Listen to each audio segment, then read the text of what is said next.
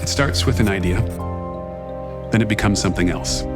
There's a picture in your head, and it's trying to pull it out, trying to make that real.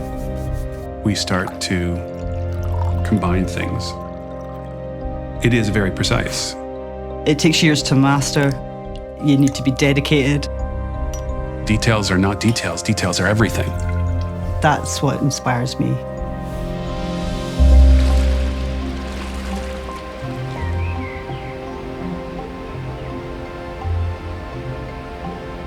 I'm John Glazer. I'm the founder and whiskey maker at Compass Box Whiskey.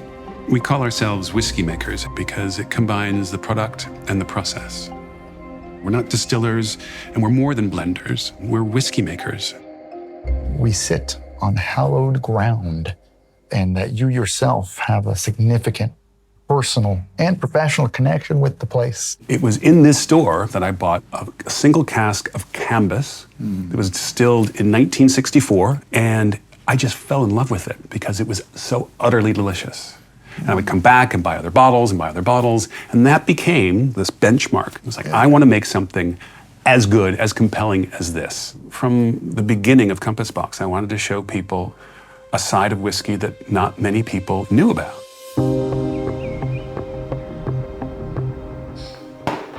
When I started, what I was doing was way out there. Blends seemed to be declining, and these single malts seemed to be growing. But I was so captivated by the deliciousness of grain whiskey. Why don't we bottle this stuff? This tastes so delicious. People think it's the crap filler. Well, if that's what people think, it's our obligation to do something to change people's perception.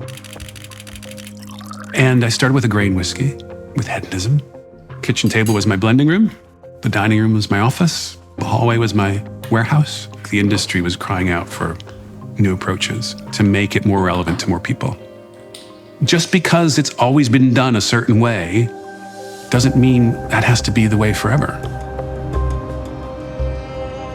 The morning that I bottled the first ever Hedonism, I loaded the boot of my car and drove right down to Royal Mile in Edinburgh, one of the world's most famous whiskey shops. And Compass Box was born, and Hedonism was launched to the world on that day. Compass Box's impact has been seismic in terms of shifting not only the profile of whiskies, but the way that people thought about them. It must have been so hard at that time, 20 plus years ago. It was a very different territory. It happened at the turn of the millennium. Single malt was front and center. To do a blended grain would have been a big move. It probably felt like the perfect time to do something as revolutionary as Hedonism. Hedonism was a eureka moment for me for grain whiskey to understand what that can mean. And Hedonism for me is my gold standard. Hedonism has always been representative of the ethos of Compass Box. It's always been an embodiment of who we are. It challenges people's perception of Scotch whiskey and grain whiskey in particular, and it is about the creativity of blending. What's in this glass? Or what are you getting now? I'm just getting the quintessential Hedonism character. It's, to me, pastry cream, vanilla. Also, when we taste this, you'll get the coconut in the finish. This is classic Hedonism. I'd never really considered what a blended grain could be. The flavor profile was something incredibly unique. You had all of these kind of luscious tropical notes, a light, sweet vanilla profile. As a bartender, it was this incredible new tool. How has Hedonism changed over time? Hedonism has stayed really true to its origin in terms of its character over 20 plus years. But we looked at our stocks a couple of years ago and realized that given how sales of Hedonism were growing, we weren't going to be able to have enough of the character of stock to maintain the growth. We took the decision to just every year create a batch and then release it as a limited annual release.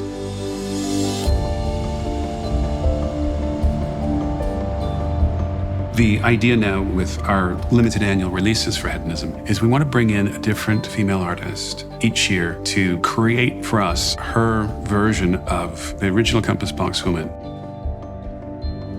There's very few artists incorporating ancient techniques with modern painting. The water gilding technique hasn't changed really in 700 or 800 years. It's a very long and laborious process. So many mistakes have to be made before you can get a perfect surface. Gold leaf is incredibly delicate. It's microns thin. It gives you that illusion that it's solid gold. It disappears when you touch it. It's like dust. It has a divine quality, there's no doubt about it. I quite like the drama in art. And that's what it's for, is to take you away from somewhere. Label design has always been really important to us. When I put that woman's face on the first Hedonism label, this image from a late 19th century English painting, it was the first time a woman's face was on a Scotch whisky label. I wanted it to be distinctive. I wanted it to stand out. Great design has been central to Compass Box since, the beginning days. It was so exciting to see the progressive nature of those labels. And the connection I'd like to see through all of them over the years is the stare, the eyes from that original Compass Box woman. Oh my God. You're happy with it? I think I'm in love with it. Oh my goodness. On many levels. Oh, I'm so pleased. Oh my goodness, it's just so beautiful. Oh, and just the detail. When I was in the room with it for the first time, it was astonishing. The detail, the realism of her painting, it was really mastery. I was moved. So all the stars I've punched in are actually in the right place, which is no one would know but me. She even included the name Compass Box being inspired by a constellation called Pyxis. Obviously, it's going to be on a bottle as well. It's smaller, but I needed to have a strong design that would catch the eye from a distance. She has got an unbelievable 100-yard stare. She's looking out and saying, "You underestimate me at your peril." Yes. My work is about feminine strength. She's self-assured. She's a young, confident woman. Indeed. Her world is her oyster. I like the interactive quality that it has. It changes colour depending on the time of day. You'll see yourself reflected back in it. Women are going to see themselves in that. We've been fighting against it for a long time to have a depiction of a female that isn't passive, that isn't being looked at. I want the women in my work to be symbolic of what it is to be feminine and powerful. We're at a time now where I think whiskey is becoming more diverse. To have a woman on a bottle and one that's looking directly at the consumer is really important, and I think it will have a huge knock-on effect to other brands and what they want their liquid to stand for. So is it going to go all over the place then? Well, Stephanie, I'm afraid so. If you're okay with that. Yeah, I'm okay with that. It's going to go all over the world. I like to give an impression or an emotion, and then the viewer take that story and finish it themselves. They are an idea. They take you to a certain place, and then you go somewhere with it yourself.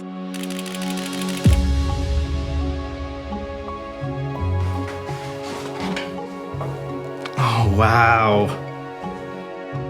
The detailing on it is insane. It genuinely is one of the most beautiful labels I've seen. That is quite something. Oh my gosh. It's absolutely beautiful. She looks quite powerful, but also she's inviting you in to look at the bottle. As a woman, it feels so lovely to have such a beautiful picture of a woman on a bottle of whiskey. I'm very excited to see this kind of glow on a back bar, because the way that it picks up the light is quite incredible.